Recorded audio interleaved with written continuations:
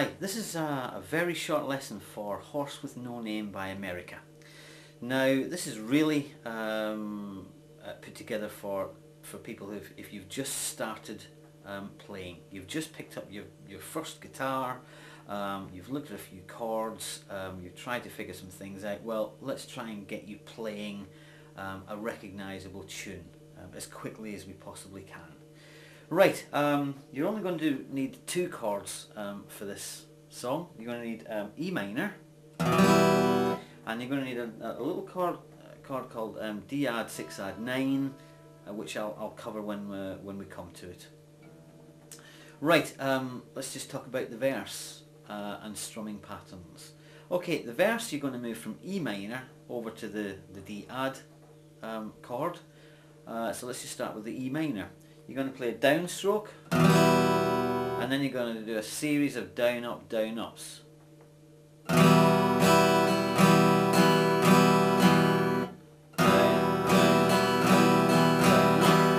Okay, so do it very slowly to start. Then you're going to move to this D add 6 add 9, and all you're going to do is you're going to move your ring finger down a string, and you're going to move your middle finger up a string. You're all on the second fret, so you're just going to move from that E minor to D add 6 add 9, all at the second fret. From E minor, ring finger down one string, middle finger up one string, and you're going to do again a down, and then you're going to do a little series of ups. Okay. Now that's 3 ups. Now the fourth up you're going to play, but really you want to be playing it on the chord. If you start to work this in, you'll be playing it with your fingers open off the chord as you're moving back to the E minor. Okay. Now if you get used to doing that, that's really going to help you move at speed between chords, because if you think about it, you're playing the last upstroke and then you've got to move to the E minor, so you've got to do it quite quickly. Well, a little help is play that last upstroke off as you're moving down. Do it very slowly, okay? But that will help you change chords and keep the timing, which is really important. So your little verse sequence. And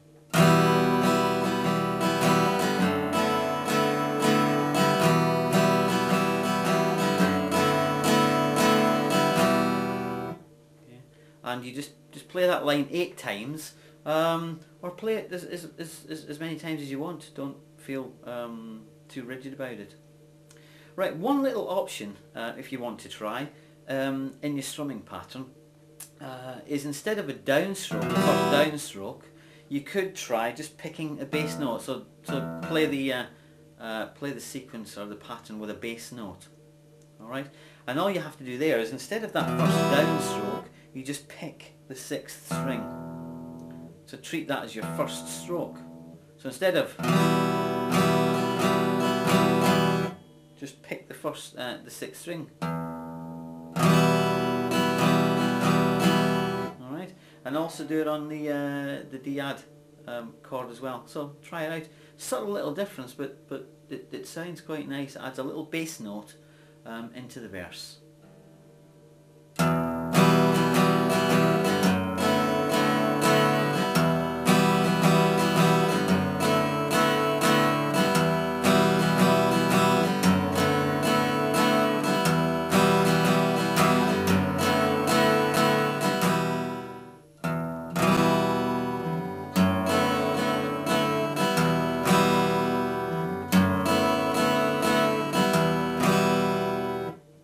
Right, let's do the chorus, and hey presto, you're still just going to use these same 2 chords.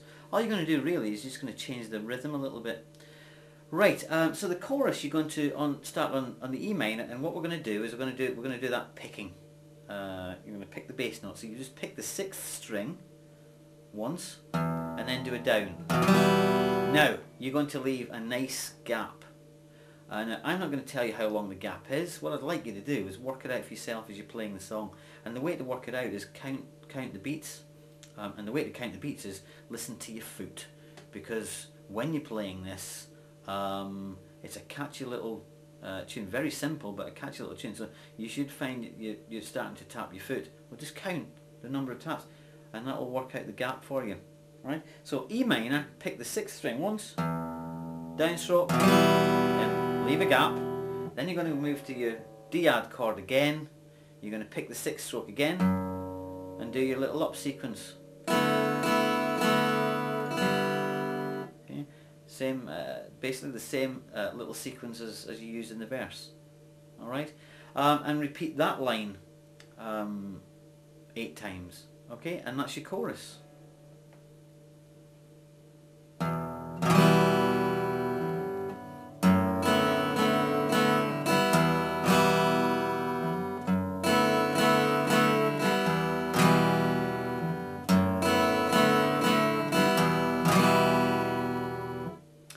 Now, one little variation you might like to try if you're getting a little bit adventurous, in that gap between your E minor and your D add chord in the chorus, one of the things you might like to try in that little gap is just pick the 1st string, 2nd string, 3rd string, okay, with your fingers in the E minor position, so you're actually playing them open.